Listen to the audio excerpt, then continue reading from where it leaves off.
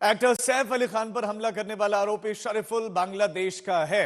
यह मुद्दा अब दिल्ली के चुनावी दंगल में भी छा गया है और दिल्ली के एलजी सचिवालय की तरफ से बड़ी खबर आपको देते हैं। पुलिस कमिश्नर को एक चिट्ठी भेजी गई, एक लेटर भेजा गया। तो दिल्ली में अब बांग्लादेशी घुसपैठ का मुद्दा गरमा रहा है और एलजी सचिवालय की तरफ से पुलिस कमिश्नर को खत लिखा गया, जिसमें बांग्लादेशी घुसपैठियों के खिलाफ विशेष अभियान चलाने का निर्देश दिया गया है।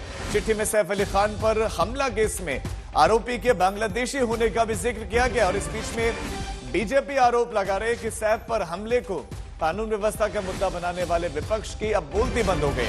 बांग्लादेशी घुसपैठियों और रोहिंग्या के मुद्दे पर बीजेपी खासतौर पर आम आदमी पार्टी और कांग्रेस पर निशाना साध रही है।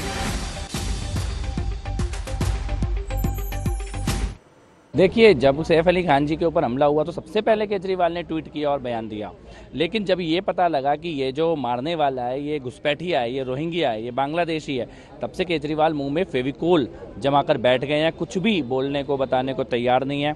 ये बार बार हमने देखा है, जहां बांग्लादेशी और रोहिंग्या घुसपैठियों की बात आती है, अरविंद केजरीवाल जैसे लोगों के मुँह से एक भी शब्द नहीं निकलता, क्योंकि आम आदमी पार्टी की राजनीति का जो मूल है, जो बेस है, जो नींव है, वो ये घुसपैठिए ही है, बांग्लादेशी और रोहिंग्या घुसपैठिए। देखिए, ये सच्चाई है और दिल्ली के अंदर क्या पूरे हिंदुस्तान के अंदर थोड़ा क्राइम जो बढ़ रहा है वो इसमें बहुत बड़ा कारण है कि रोहिंग्या में बसे हुए जो रोहिंग्या के लोग जो यहाँ बसे हुए हैं वो बहुत बड़ा कारण है। दिल्ली उससे किसी छिपी हुई नहीं है। भारतीय जनता पार्टी पिछले कई सालों से मुद्दा उठाती हुई आ रही है कि इनको देने का काम दीदी और उसका भाई, दीदी कलकत्ता के अंदर और भाई उसका यहाँ दिल्ली के अंदर, उनको बसाने का, उनको सुविधाएं देने का, उनको पैसा देने का, उनको तमाम सुविधाएं देने का, घर देने का काम जो कर रहे हैं ये दीदी और भाई मिलकर कर रहे हैं। तो विपक्ष की तरफ से ओवैसी की पार्टी के वारिस पठान ने इसका जवाब देते हुए कहा कि सरहद को सुरक्षित रखने की जिम्मेदारी केंद्र सरकार की है, फिर विपक्ष पर हमला क्यों? वो इतने सालों से यहाँ था, अगर बांग्लादेशी था जैसे लोग बोल रहे तो सरकार तो बीजेपी की है यहाँ पर इतने बरसों से, क्यों वॉच नहीं रखे? बॉर्डर पे कौन खड़ा रहता है? जितने मेजर बॉर्डर है वहाँ पे तो सरकार बीजेपी की है।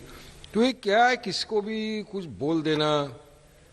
और अब हम तो देख रहे हैं, जो पहले दिन फोटो डाला इन लोगों ने वो तो क्लीन मूछ था, फिर बाद में पता चला दूसरे का फोटो डाला, उसको अचानक से एक दिन में मूछ आ गई। अब बता रहे ये फोटो, तो मैं तो देख रहा हूँ मीडिया पे, सोशल मीडिया में कुछ अलग अलग ही फोटो मतलब नजर आ रहे। पर अब ये तो पुलिस का इन्वेस्टिगेशन का इशू है, इसमें ज्यादा कुछ बोल नहीं सकते। अमित भारद्वाज हमारे संवाददाता इस खबर पर ज्यादा जानकारी के साथ जुड़ गए हैं। अमित, एलजी सचिवालय की तरफ से जो चिट्ठी लिखी गई है, किस तरह की ड्राइव चलेगी अब घुसपैठियों को पकड़ने के लिए और किस तरह की पॉलिटिक्स हो रही है? देखिए राजीव, 3 लेयर्स की जांच के लिए एलजी ने आदेश दिया है दिल्ली पुलिस को। नंबर 1 की ये आइडेंटिफाई करना कि बांग्लादेशी या रोहिंग्या इलीगल इमिग्रेंट्स दिल्ली में है कि नहीं, इसको लेके एक स्पेशल कैंपेन चालू करे दिल्ली पुलिस। नंबर 2, पुलिस को ये कहा गया है कि जितने भी कंस्ट्रक्शन वर्कर्स हैं, लेबर्स हैं और इसके साथ साथ हाउस हेल्प्स हैं, उन लोगों का भी वेरिफिकेशन किया जाए और वॉर फुटिंग पे वेरिफिकेशन हो, क्योंकि एलजी मुख्यालय की तरफ से कहा गया है, सेक्रेटेरिएट के यहां से कहा गया है कि आमतौर पे देखा गया है, खासतौर पे जिस तरह से अटैक हुआ है सैफ अली खान पे महाराष्ट्र में, मुंबई में, उसी तरह से रैकेट और सिंडिकेट काम करते हैं जो ऐसे घुसपैठियों को दस्तावेज बना कर देते हैं और उनको सेटल होने के लिए सारे डॉक्यूमेंट्स अवेलेबल कराते हैं। इसलिए डॉक्यूमेंट वेरिफिकेशन प्रोसेस को किया जाए और साथ ही साथ जो बिजनेस एसोसिएशंस हैं, मार्केट एसोसिएशंस हैं, एम्प्लॉयर्स हैं, उनको भी सैनिटाइज करने के लिए कहा गया है। तो कुल मिला के एक बार फिर से दिल्ली चुनाव के बीच बांग्लादेशी और रोहिंग्या घुसपैठ का मामला गरमाता हुआ दिखाई दे रहा है। एलजी सेक्रेटेरिएट की तरफ से पुलिस को आगाह किया है, कैंपेन चलाने के लिए कहा गया है, तो बीजेपी वहां आम आदमी पार्टी पर निशाना साध रही है। राजीव, बहुत शुक्रिया आपका इस तमाम जानकारी के लिए।